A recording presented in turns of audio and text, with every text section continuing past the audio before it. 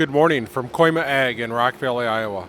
I'm standing here today with my dad, John Kooima, who actually started the parts business 30 years ago, more than 30 years ago.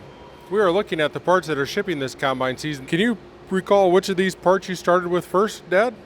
Yeah, it was the K900 corn knife, and the K800 and 900 went in the International Harvester corn head, and this was the first piece we built. Had some die made to punch the holes, and we put tungsten carbide on it, ground the edge, and we're still making thousands of these every year. The interesting note is John had a milling machine in his garage, and I actually ran that milling machine at night, putting the milled edge on these K900s. So going way back, we even had some equipment in your garage. Is that correct? That's right. We had a nice building on our yard, and every time we punched the holes with a big old punch press, my wife said she could feel the vibrations in the house. So it's a pretty homegrown deal. Fun stuff, fun stuff. I find it interesting today that we're still shipping quite a number of these shaped corn head flutes, which were very common in the 80s on corn heads. Massey Ferguson, Ellis Chalmers, Gleaner.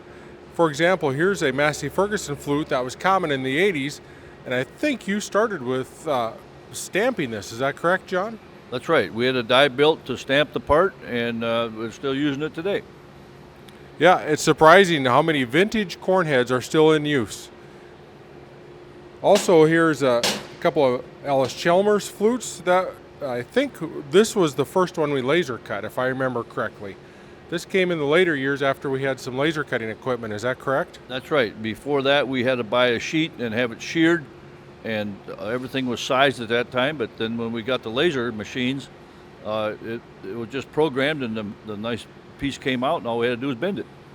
Yeah, very nice. Also, in the early years, John spent a lot of time at the foundries and at the pattern shops.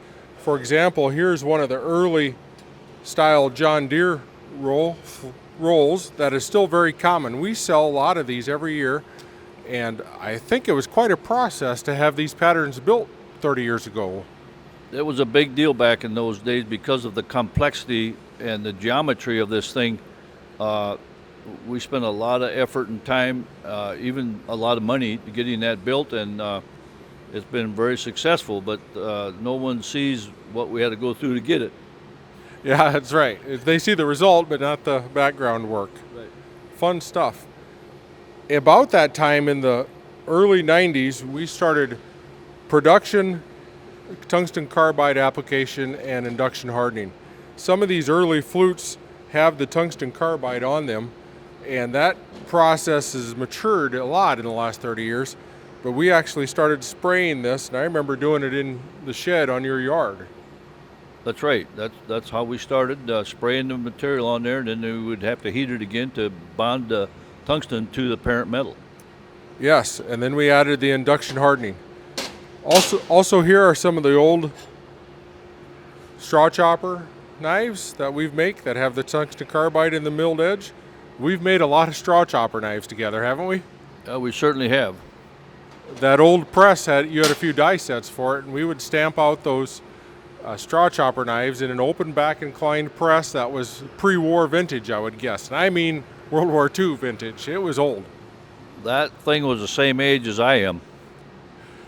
Yeah, 40 years old, right? Right.